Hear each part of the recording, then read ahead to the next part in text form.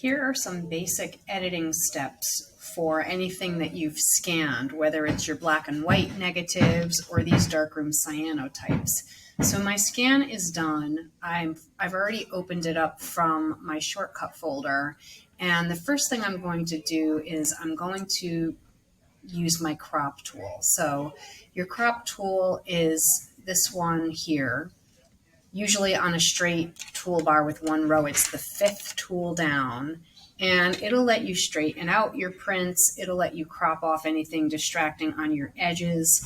I'm just going to go ahead and drag out the part of my image that I do want. Okay, so I get these little white bars on the edge of my crop tool, and I can come in tighter.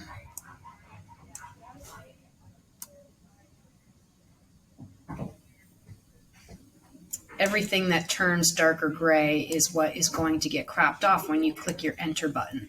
If you hover outside of the crop box, you'll be able to see these double arrows, and that will let you straighten things out if something's scanned crooked. And then once you click the enter button, you'll be able to crop off all the unwanted parts of the image. Now, you can play around with your ratio up here.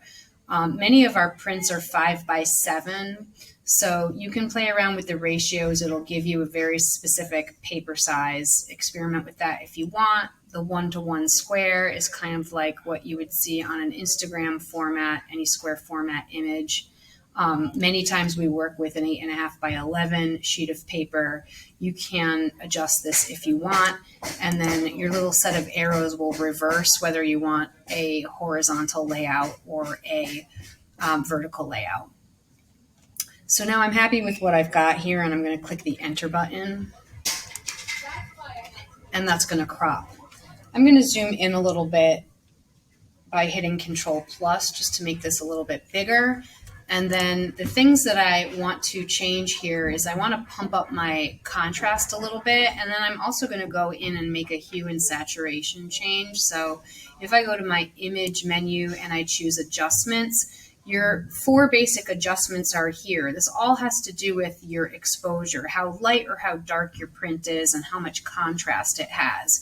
Most of the time you may only really need your brightness and contrast, but you can work on your curves. That has some presets in there, and they could be helpful to try. But I'm going to start with basic brightness and contrast. If I want this to be a little bit darker, I'm sliding my brightness down, or if I need it to be brighter, I'm going up. Now I liked the way my brightness was, so I'm going to leave it, relatively where it was, but I do want to make my darks darker and my brights brighter, and that means higher contrast. So I'm going to go the other way here. And so I'm really kicking up my contrast, and I'm clicking OK on that.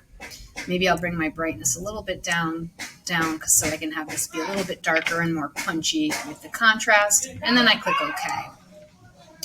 If you want to go into some more sophisticated changes, then you go to your curves, and you can certainly play around with your curves by dropping points in the highlight areas and the shadow areas.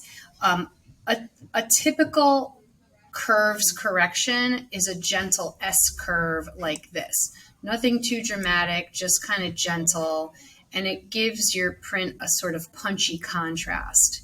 So at a minimum, you can do something like that. But you also have a lot of different presets that are fun to try. So you can certainly throw those things on there and see more contrast, lighter in color. Any of these are fine to play around with. If you're not careful or you drop too many points, you might end up losing the image or really making it a little bit crazy. Now, sometimes we like to do some special effects like that. But I like a gentle S curve just as a normal correction. If I'm really doing some wild editing, then I would really stretch my curves, but I don't do it too often. I use it in moderation. So I'm going to click cancel on that. Now I go to my image and I choose adjustments, and I can play around with the color because this happens to be a color image. If it's a black and white scan, you won't be able to to utilize these things unless your entire document is an RGB document. In other words, a red, green, and blue document. You'll be able to change your hue. But in this case, I can because I was creating a cyanotype. So I could change my hue of blue, or if I want to make that blue something very different, I can just take the hue slider and slide that around. But being that this is a cyanotype, I'm going to keep it in the blue or cyan range, and I'll also increase my saturation a little bit. I describe saturation as kind of replicating neon colors. They're really intense and bold and vibrant. Your saturation will really push your color. So I want this to be a saturated cyan because it is a cyanotype in terms of my chemical process. And then I click OK. Don't forget any changes. You'll want to go to the File menu and click the Save button. And then click OK if it gives you these kinds of JPEG options. You can leave your quality at a high, large file.